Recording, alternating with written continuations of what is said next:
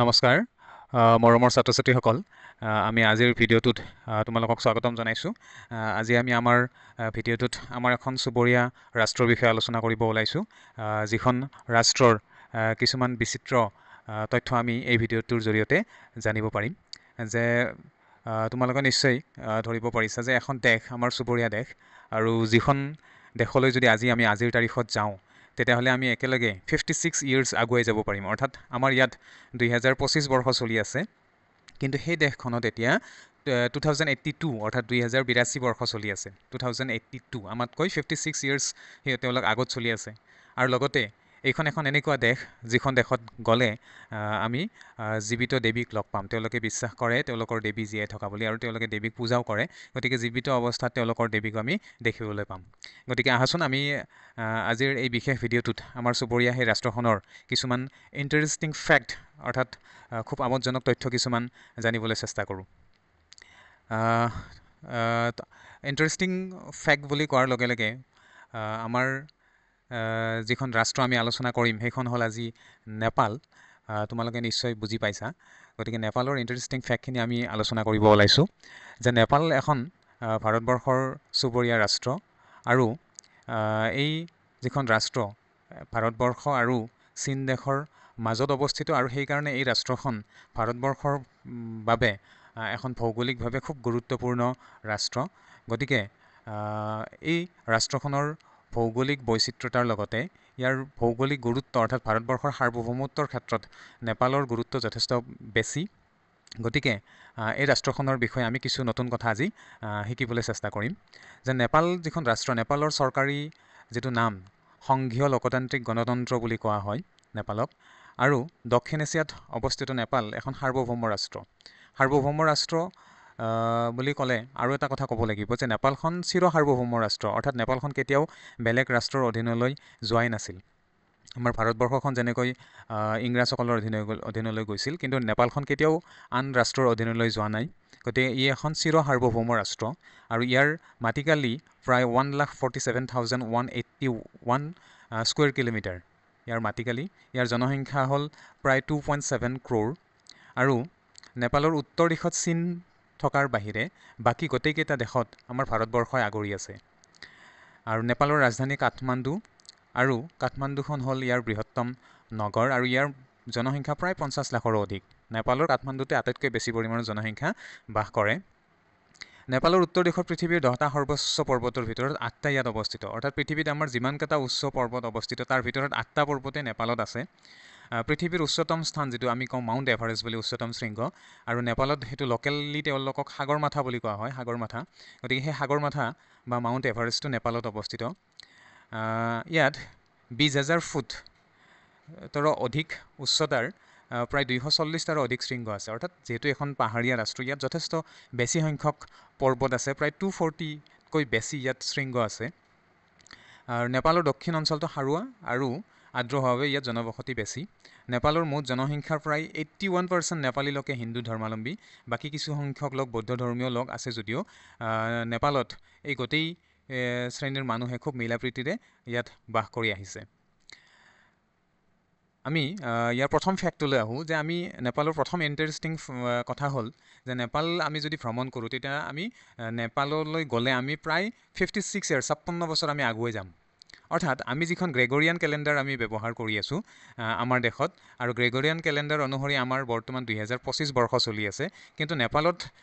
বিক্ৰম সংবাদ কেলেণ্ডাৰ বুলি এখন বিশেষ কেলেণ্ডাৰ তেওঁলোকৰ নিজস্ব এখন কেলেণ্ডাৰ ব্যৱহাৰ কৰা হয় যিখন অনুসৰি তাত এতিয়া 2082 চলি আছে 2082 চন চলি আছে গতিকে সময়ৰ ফালৰ পৰা তেওঁলোকে আমাৰ পৰা প্ৰায় 56 ইয়াৰ্ছ মানে আগবাঢ়ি আছে 56 ইয়াৰ্ছ তেওঁলোকে আগত চলি আছে গতিকে এইটো এটা খুব ইণ্টাৰেষ্টিং কথা আৰু এইটো ভাৰতৰ কোনো চুবুৰীয়া ৰাষ্ট্ৰত তেনেকুৱা নহয় কিন্তু নেপালখন সময়ৰ ক্ষেত্ৰত বা তেওঁলোকৰ কেলেণ্ডাৰখন কিন্তু আমাৰ ভাৰতবৰ্ষতকৈ বা আমাৰ চুবুৰীয়া ৰাষ্ট্ৰবিলাকতকৈ কিন্তু তেওঁলোকৰ কেলেণ্ডাৰখন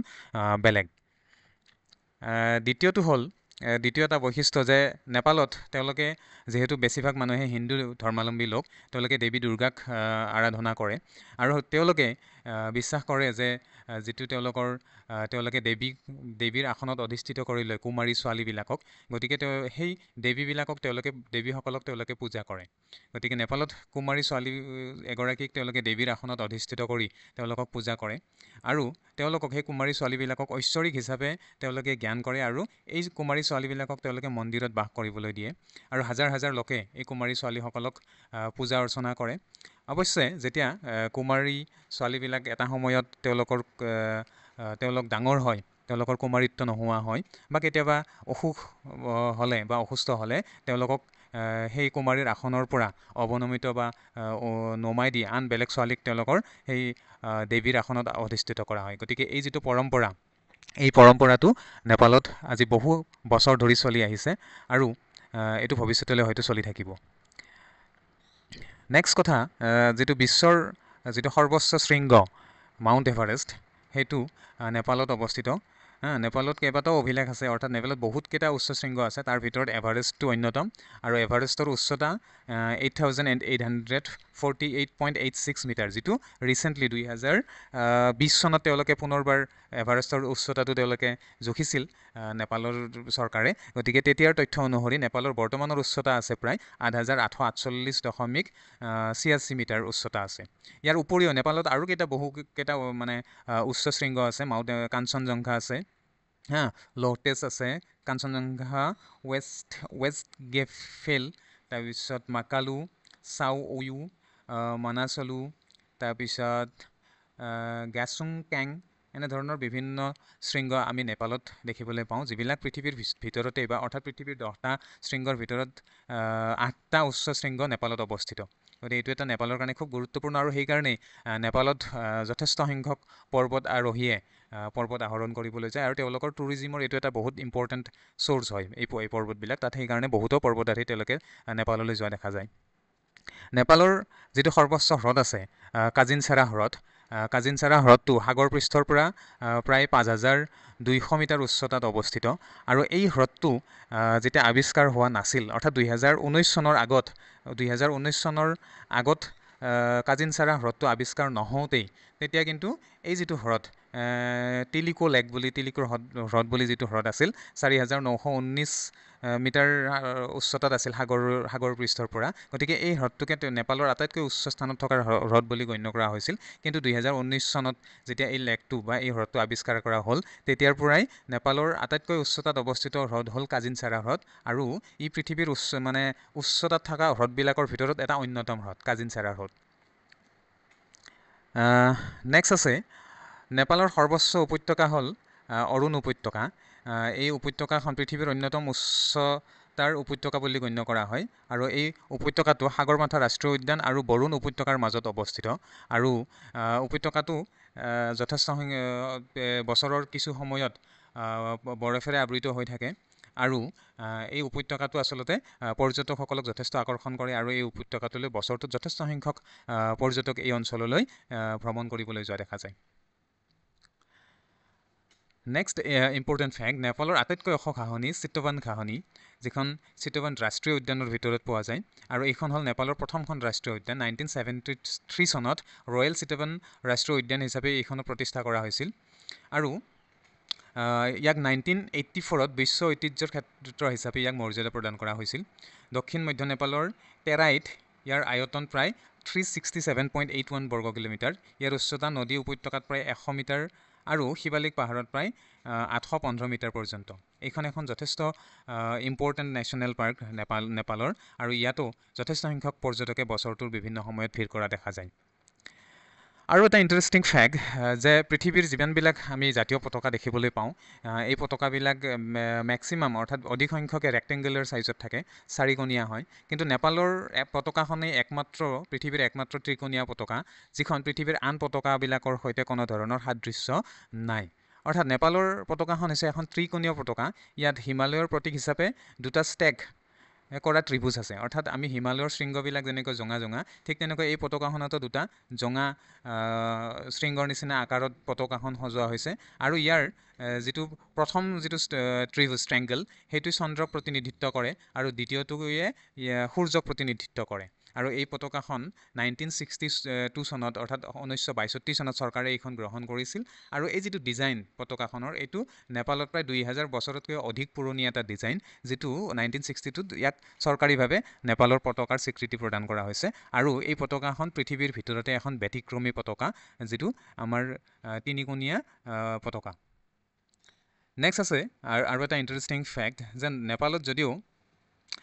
নেপালত প্ৰায় 800টাতকৈ অধিক জনগোষ্ঠী আছে তাৰপিছত 123টা ভাষা আৰু বিভিন্ন ধৰ্মৰ মানুহ ইয়াত বসবাস কৰা যায় গতিকে নেপালৰ জনসংখ্যাবিলাকৰ মাজত ডাইভাৰ্চিটি আমি দেখিবলৈ পাওঁ বিভিন্নতা আমি দেখিবলৈ পাওঁ কিন্তু এনেধৰণৰ বিভিন্নতা থকা সত্ত্বেও নেপালত এখন ধৰ্মনিৰপেক্ষ সংবিধান আছে আৰু সেই সংবিধানখনৰ অধীনত নেপালখন কিন্তু এতিয়াও খুব শান্তিপূৰ্ণভাৱে চলি আছে আৰু নেপালত এতিয়াও ধৰ্ম বা গোষ্ঠীগতভাৱে কোনো ধৰণৰ সংঘাত হোৱাৰ ৰেকৰ্ড কিন্তু এতিয়ালৈ নাই গতিকে নেপাল এখন সংঘাত নোহোৱা এখন ৰাষ্ট্ৰ য'ত কেতিয়াও মানুহৰ মাজত জাতি ধৰ্ম ভাষাক লৈ কেতিয়াও কোনো ধৰণৰ সংঘাত হোৱা নাই গতিকে নেপালৰ এইটো এটা অতিকে উল্লেখযোগ্য বৈশিষ্ট্য যিটো আমি পৃথিৱীৰ আন ৰাষ্ট্ৰবিলাকত আমি দেখিবলৈ নাপাওঁ নেক্সট ইণ্টাৰেষ্টিং ফেক্ট যে হ'ল কাঠমাণ্ডু নেপাল যিটো নেপালৰ ৰাজধানী আমি বুলি যিটো কওঁ কাঠমাণ্ডু এখন জীৱন্ত সাংস্কৃতিক সংগ্ৰহালয় বুলি কোৱা হয় কাৰণ কাঠমাণ্ডুত ইমানকেইটা সাংস্কৃতিক সংগ্ৰহালয় আছে যিবিলাক ইউনেস্কোৰ দ্বাৰা ইয়াক স্বীকৃতি প্ৰদান কৰা হৈছে গতিকে এই সংগ্ৰহালয়কেইটা থকাৰ কাৰণেই আমি কাঠমাণ্ডুখনক আমি এটা জীৱন্ত সাংস্কৃতিক সংগ্ৰহালয় বুলি কওঁ আমি পৃথিৱীৰ কোনো ঠাইতে ইমান বেছি পৰিমাণৰ সাংস্কৃতিক সংৰক্ষণথলী আমি কিন্তু থকা দেখিবলৈ নাপাওঁ আৰু এই ক্ষেত্ৰত নেপালৰ কাঠমাণ্ডু পৃথিৱীৰ আন ৰাষ্ট্ৰবিলাকৰ তুলনাত ই যথেষ্ট ব্যতিক্ৰমী এখন ঠাই ইয়াত গ'লে আমি ইয়াৰ সাংস্কৃতিক সংগ্ৰহালয়খিনি একেটা ঠাইতে আমি চাব পাৰোঁ বা ভ্ৰমণ কৰিব পাৰোঁ আৰু সেইকাৰণে টুৰিষ্টসকলৰ কাৰণে কাঠমাণ্ডু এটা ফেভাৰিট ডেষ্টিনেশ্যন নেক্সট আৰু এটা ইম্পৰ্টেণ্ট কথা যে লুম্বিনী বুলি যিটো ঠাই আছে